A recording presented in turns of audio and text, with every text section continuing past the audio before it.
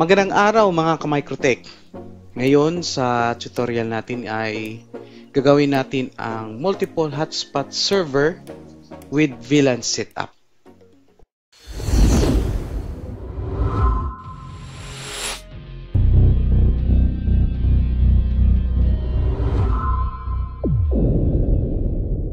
Important note for viewers. Any content of this video is for tutorial purposes only and this is not for sale. In the video you can watch today is based solely on the experience, experiment, and research of the owner. Vans J is not professional nor certified in this field. If you wish to continue, follow the instructions carefully and proceed at your own risk. So ngayon, meron tayong ginawang topology dito. Kung saan dito meron tayong ISP patungo sa Microtech, sa ating Microtech server. Tapos, meron tayong extension hub dito para sa ating connection. Tapos dito natin isasaksak yung access point natin. Then sa setup natin is isang port lang gagamitin natin para sa setup na to. Tapos dito sa switch hub meron rin tayong media converter. So for example, meron tayong isang area na for example 3 kilometers yung distance from sa ating server. So pwede natin gamitan ng media converter. Tapos doon natin i-deploy yung access point to, which is iba yung rates. Sabihin natin na merong maraming naka-deploy na rin na hotspot sa area na yun. So pwede nating i-adjust yung rates natin. So iba-iba yung rates. Pwede nating same, pwede ring iba. So depende sa area na pagdi-deployan nyo ng hotspot. Tapos dito meron tayong steps kung nasusundin sa ating setup ngayon. So ito lang yung steps na susundan natin from start to end ng ating configuration. So to start, punta tayo dito sa ating pinbox kung saan pwede natin configure yung Microtech router natin. Sa video natin is gamit ko is Hoplite. So dito sa topology natin is RB4011. So for this video tutorial is Hoplite lang gagamitin natin. Pero sa actual na setup is much better na gumamit kayo ng higher end na Microtech router. So first na gagawin natin ay yung sa internet. Dito sa ating Microtech router, sa interface is meron tayong 4 na physical port, kung saan dito sa Ether 1 nakasaksak yung ating internet. Tapos yung rest na ports kasama itong wireless na interface is gagawin nating bridge port para sa ating hotspot server. Yan, first ay gagawa muna tayo ng DHCP client para sa internet sa ating Microtech. Click lang itong plus sign para makapag-add. Tapos yung interface is Ether 1. Tapos apply. Okay. So yan.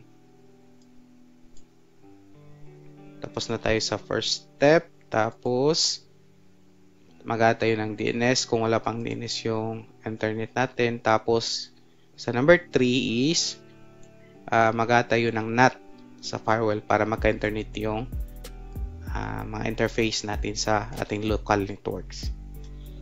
Para sa DNS, punta tayo dito sa IP, tapos DNS. So add lang kayo ng server 8.8.8 8.8.4.4. So pwedeng puro Google DNS, pwede ding gamitin nyo yung ibang DNS server. Then check allow remote request. Tapos, number 3 is create tayo ng firewall NAT. Dito tayo sa IP, firewall.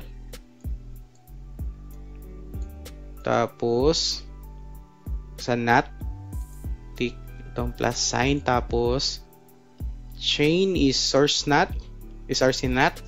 Tapos, yung out interface is yung port ng ating internet na nasa Ether 1. Tapos, action is masquerade.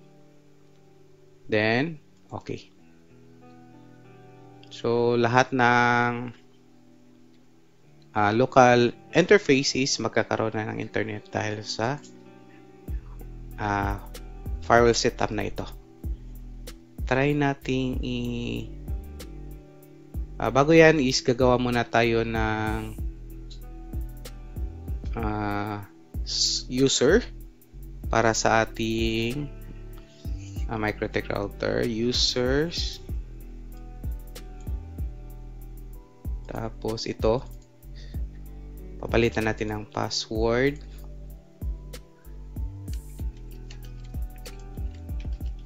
Yan, confirm.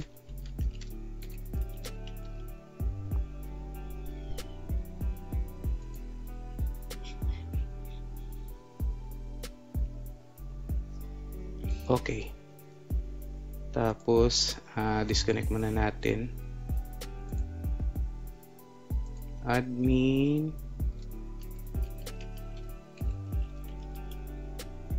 Connect. Tapos, try nating i-check kung ping na ba natin yung or nagkaroon na ba ng internet yung MikroTik router natin.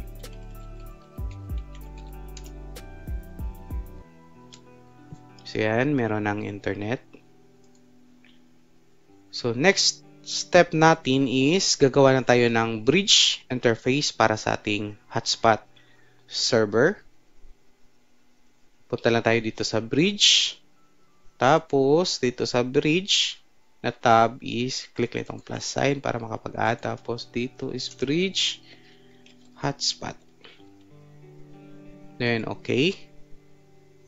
Tapos sa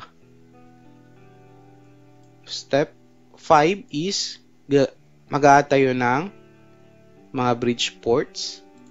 So dito sa ports, i-add natin yung remaining ports natin dito sa ating bridge. So Ether 2. Okay. Then Ether 3. Tapos yung Ether 4. Then i-add din natin yung wireless interface nitong WLAN 1. Okay. Tapos wag natin kalimutang i-enable ito. Dahil dito sa default configuration is naka-disable ito. Then ito. Then sa wireless, set up natin to as bridge. Itong gagamitin natin para sa ating default hotspot server. Dito is mode is AP bridge. Tapos yung SSID or Wi-Fi name is MikroTik lang. Okay. Close natin to. Yan, naka-enable na. Yan. Then, close natin to. So, tapos na tayo sa pag-add ng bridge port. Ngayon is gagawa tayo ng VLAN interface para sa ibang hotspot server natin. So, dito is sa example natin is VLAN 50 at VLAN 60. Bali, tatlong hotspot server yung gagawin natin sa ating setup ngayon. So, close lang natin to. Punta tayo dito sa interface. Tapos, dito tayo sa VLAN tab. Click itong plus sign para makapag-add. Tapos, dito is mag-add tayo ng VLAN. Ito, VLAN 50. Then, dito sa VLAN ID is VLAN 50. Tapos yung interface, para same lang yung interface. For example, ang gagamitin natin is Ether4 sa ating sa specific area is hindi na tayo maglalatag ng ibang fiber kung fiber yung ginagamit natin. So, hanggang dun sa dulo is tatagos pa rin yung ating configuration. So, interface is bridge hotspot. Then, okay. Then, add tayo ng VLAN 60. Tapos, VLAN ID is 60. Tapos, yung interface is bridge hotspot. Yan. Okay. So, tapos na tayo sa VLAN interface. Kung makita natin dito sa interface. So, under sa bridge hotspot is yung VLAN 50 at VLAN 60.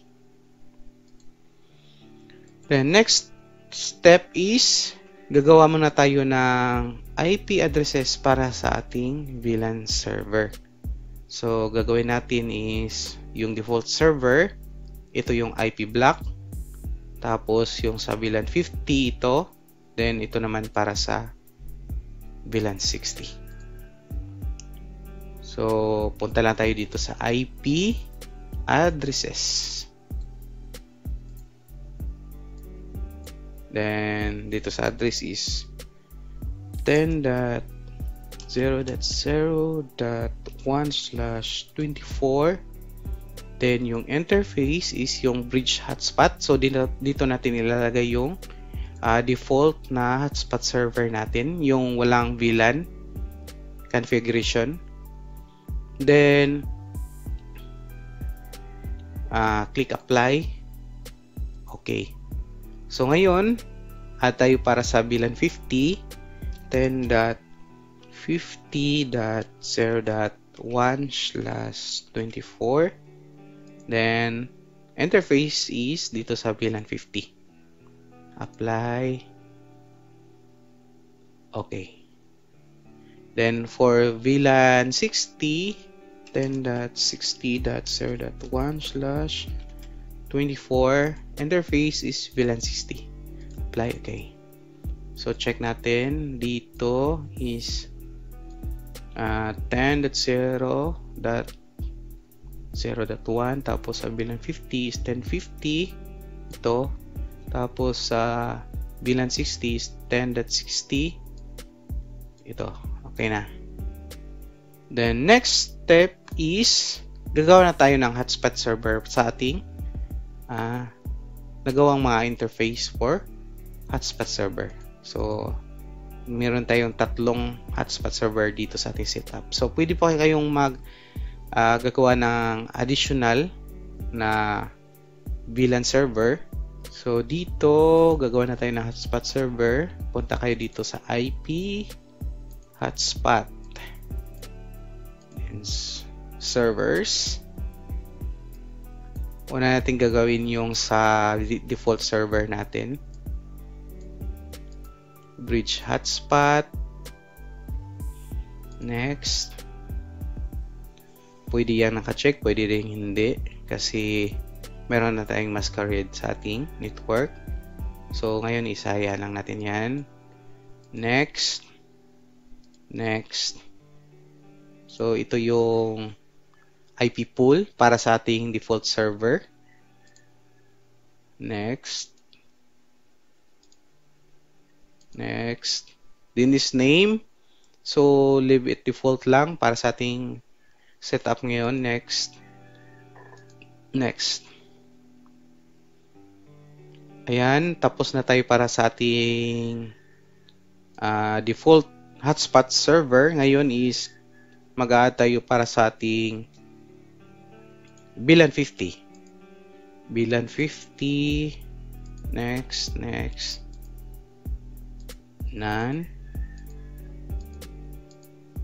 DNS name. Wala. Yan. Tapos sa VLAN 60. Next. Next. IP pool. None. Next. Ayan. So, tapos na nating magawa yung tatlong hotspot server natin para sa ating setup. Tapos, since nagawa na natin yung number 8 sa paggawa ng hotspot server, kailangan nating i-upload yung ating login portal since iba-iba yung Wi-Fi rates natin sa ating mga server. So ngayon, dito, ito yung mga profile para sa ating default server, which is proof 1. Tapos yung sa VLAN 50 which is proof 2. Then sa VLAN 60 is yung which is proof 3. So dito tayo sa server profiles para ma-check natin yung HTML directory. So bago yan is i-upload muna natin yung files ng ating portal. So dito is naka-default ay hotspot. Ito yung directory. Yan. So ngayon is i-remove natin itong default. Tapos upload natin itong iba't-ibang file ng ating server. So meron tayong tatlong hotspot folder. So yung default, VLAN 50 at VLAN 60.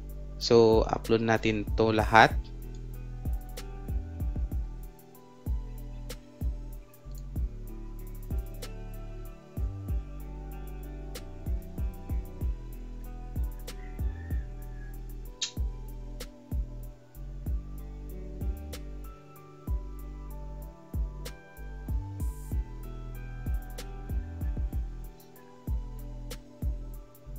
Yan, tapos na.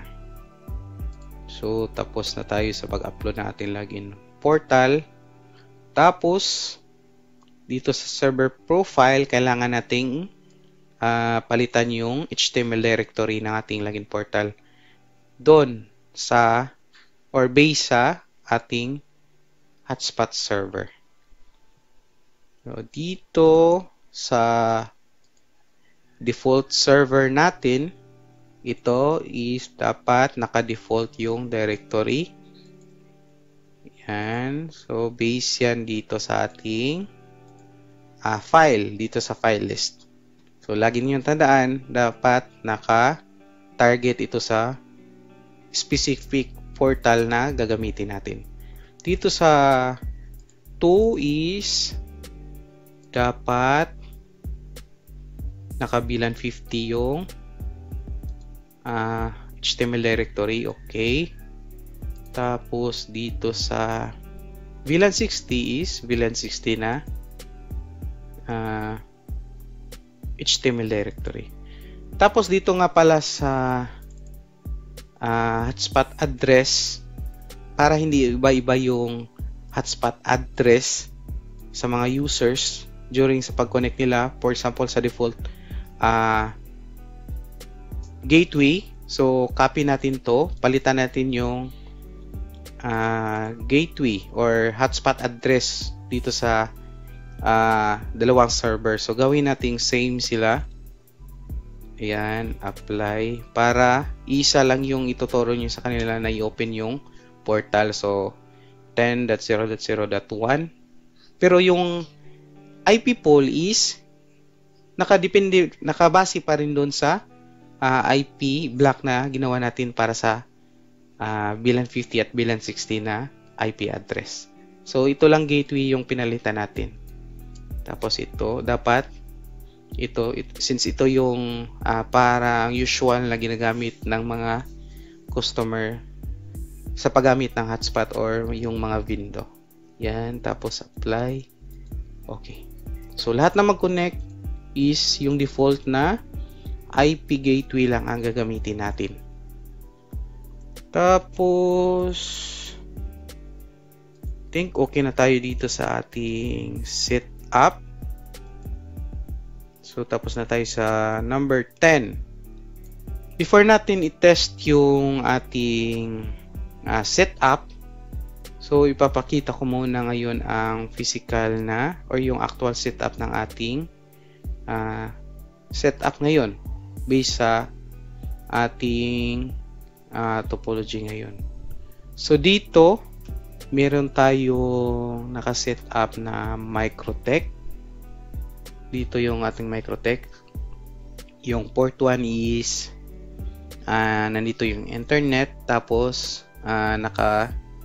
available itong tatlong ports kasama yung wireless interface. Tapos dito meron tayong dalawang access point para sa ating VLAN 50 at VLAN 60 na hotspot access point. So sabihin natin na i-set up natin ito sa ibang area. Pero sa setup natin ngayon is nandito lang siya. Tapos gagamit tayo ng media converter. Ang gagamitan natin nito is ito lang sigurong VLAN 50. Tapos yung ating default server is gagamitan natin ng yung default hotspot na ating setup. Tapos dito natin i-check, gagamitan yung VLAN 60 sa ating switch hub. So ngayon is mag-add tayo ng isang cable dito natin sa Ether 4 papunta dito sa ating switch hub para magkaroon siya ng network galing sa ating hotspot server sa Microtech. Yan. So naka-set up na yung hotspot natin patungo sa switch. So dito, yan, galing sa Microtech papunta dito sa ating hub. Tapos yung isang access point, so ito yung VLAN 60 ng ating access point. Tapos yung itong isang access point na VLAN 50 is gagamitan natin ng media converter. So yun, open natin to. Hindi pa pala na set up. Paano nga ba i-open to? Ito. Yan, bago pa yan. Bagong bago. Tapos ito yung ating media converter. Yung A. Tapos yung B. So nakapares po ito. So hindi po pwedeng puro B at puro A. So A at B yan. Yan. So ito yung media converter. Tapos ito yung ating power supply para sa media converter. Yan. Unboxing muna tayo.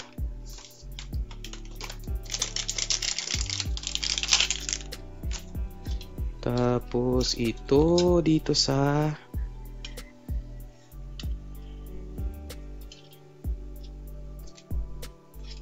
power natin itong A.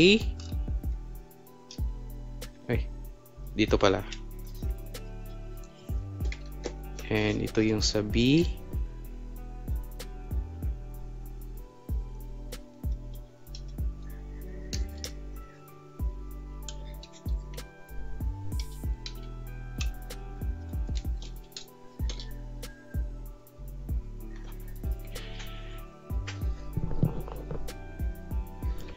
Saksak mo lang muna natin itong ating media converter, yung A.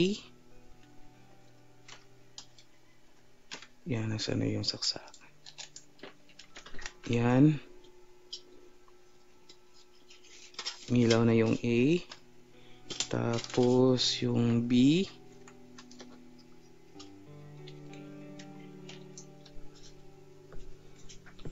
Yan, nakikita ba?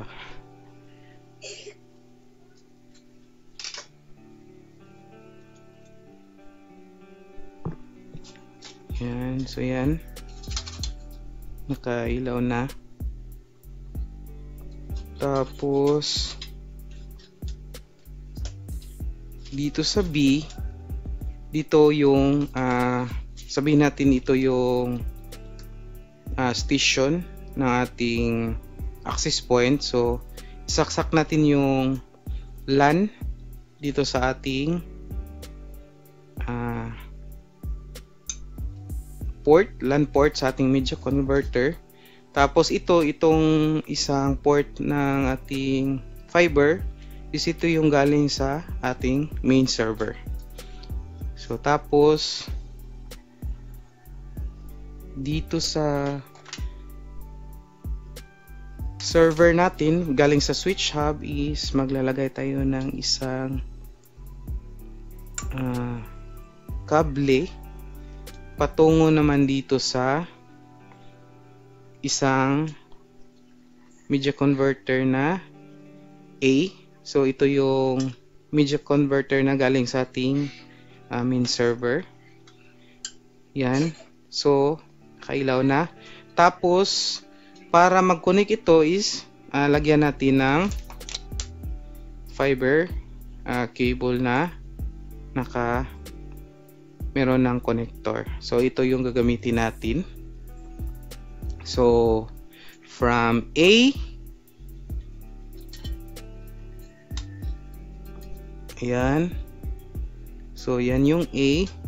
Tapos isaksak natin dito sa B. So sabihin natin na 3 kilometers yung distance natin. So sa demo natin is nandito lang sa setup natin. So saksak natin.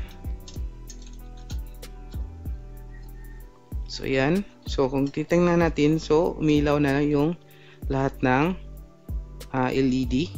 Ibig sabihin na connected na yung dalawang media converter. Meron ng connection.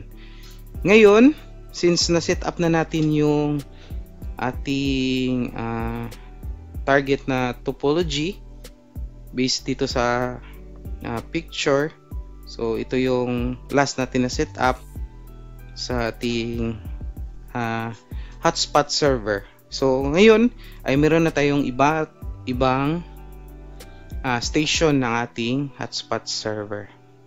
Kailangan na nating i-test kung gumagana ba yung setup natin. Ngayon ay i-test natin yung ating setup gamit itong mobile phone na nakikita nyo dito sa screen. Tapos mag-connect tayo isa-isa doon sa ating mga access point kung gumagana ba yung iba't ibang hotspot login profile or login portal na na-upload natin dito sa ating file. So ngayon, unahin muna natin yung ating default hotspot server, itong MikroTik. Ito yung wireless interface ng ating MikroTik. Connect natin. Yun, sign in. Yun, ito yung default na server ni MikroTik. Ito yung default hotspot server na ginawa natin. Tapos dito sa IP address, so 10.0.0.252. So ito yung default na hotspot server. Tapos connect naman tayo dito sa VLAN 50. So lagi niyong tandaan kapag mag-set up kayo, make sure na yung access point na gamit nyo ay may VLAN setup or may VLAN configuration na kasama. So yan. So balik tayo dito, connect tayo sa VLAN 50 na access point. Yan. So iba naman yung login portal na nandito. So yan. So kung titingnan natin dito, yung default gateway niya is 10.0.1 pero yung IP address is nakatarget doon sa IP block na ginawa natin na 10.50. So 10.50.0.254. So check naman natin yung sa VLAN 60 na access point kung gagana ba. Yan, yung VLAN 60 is ito yung nakadirect sa switch hub natin. Tapos yung VLAN 50 pala kanina is yung naka-connect through media converter. So ayan, VLAN 60. Sign in tayo. Ayan. So VLAN 60. So iba naman yung kung titingnan natin dito sa IP address. So 10.60.0.254. So yung gateway is 10.0.0.1 pa rin. Kasi yan yung naset natin na default na gateway. Pero yung IP address is 10.60.0.254. So ayan. So ibig sabihin kapag lumabas na itong mga portal na to, successful yung setup natin sa ating multiple hotspot server na mayroong mga VLAN server or interface na kasama. So dapat yung mga access point nyo is same dito sa VLAN ID na nilagay natin sa ating MikroTik para sa ating VLAN hotspot server. So kung VLAN 50 yung VLAN ID 50 yung nilagay niyo doon sa setup niyo sa access point is dapat same dito. So kung 60 doon dapat para lalabas yung ating hotspot login portal.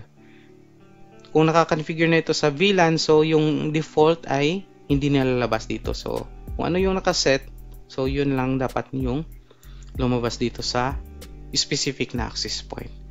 Ngayon naman, gagawa tayo ng test na users for centralized server or specific area or server only. I-discuss natin to kung paano ito gagawin. So, dito sa IP or dito sa hotspot, balik tayo dito, gagawa tayo ng user. For example, all access. Yan.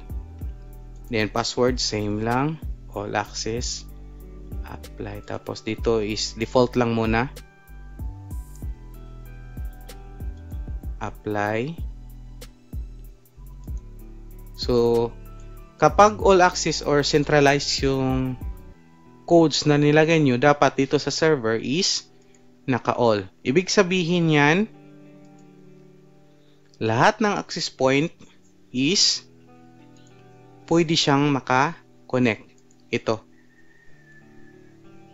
all access. Itong hotspot 1, ito yung default.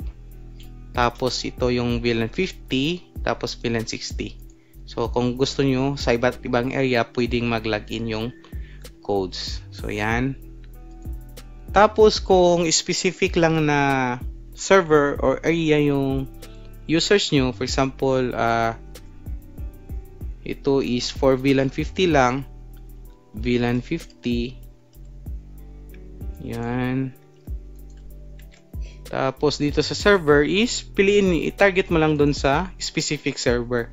So kapag ganito yung setup is itong user na ito or code is hindi pwede mag-login dun sa VLAN 60 na access point. Or hindi siya pwede mag-access or makapag-connect doon sa default na server natin. So, since naka-specific server siya. So, ito lang yung dapat set up natin sa ating mga users para sa ating server. So, purpose nito is yung mga ibang rates is hindi pwede mag-login doon sa ibang area. Kasi kapag naka-all access, kahit saan sila, so pwedeng doon sila bibili sa mas mura, tapos mag-login sila dito sa ibang area. Tapos dito sa user profile, so kayo nang gumawa kung ano yung ilalagay nyo. For example, ito yung 5 for VLAN 50. VLAN 50.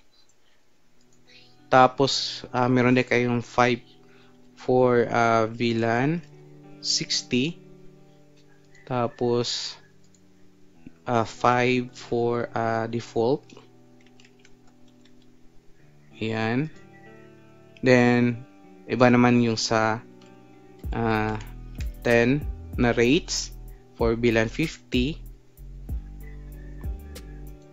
Tapos, 10 for VLAN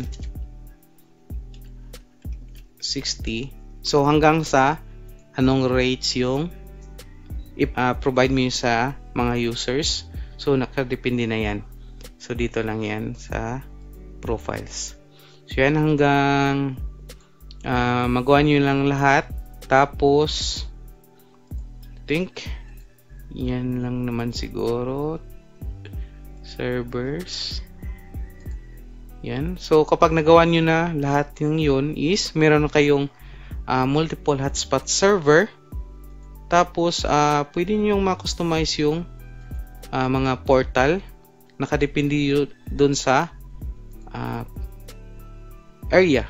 Kung ano yung set na Wi-Fi rates nyo. Nakadepende yan sa kung gaano karami na yung meron ng mga provider or Wi-Fi hotspot dun sa area. So, try nating i-connect ito since dito sa users natin is naka VLAN 50, tapos VLAN 50 yung server niya kung gagana ba dito sa portal na ito. So, VLAN 50 connect. So, yan. Invalid username or password kasi nakatarget ito doon sa VLAN 50 na access point or server. So ngayon, para makakonect natin itong VLAN 50, punta tayo doon sa VLAN 50 na access point. VLAN 50 AP. Hintayin lang natin lumabas yung ito, VLAN 50. Tapos doon natin i-connect yung code na VLAN 50. So ito VLAN 50. So dapat gagana itong code dito sa access point na ito. Since ito yung nakatarget dun sa VLAN 50 na hotspot server. So yan. So yan. Connected na. Ibig sabihin, gumana yung specific na server doon sa ating user. So, ganun lang sa pag-set up ng multiple hotspot server na meron tayong iba't ibang rates sa iba't ibang area. So, yan, active na VLAN 50. Doon natin ginamit sa VLAN 50 na AP, so gumana siya. Pero doon sa VLAN 60 na AP or access point, so hindi siya gumana. Yan. So, I think okay na. Nakover naman siguro natin lahat ng steps. So, basta laging tandaan nyo lang na yung access point dapat nakakonfigure sa VLAN. Same dun sa VLAN ID na ginamit nyo sa inyong setup. So far, working naman. So, kung may clarification kayo, so just comment below para ma-clarify natin. I think hanggang dito na lamang. Maraming salamat sa inyong panonood. Thanks for watching. Don't forget to hit the subscribe button and turn on the notification bell to get updated for the latest videos.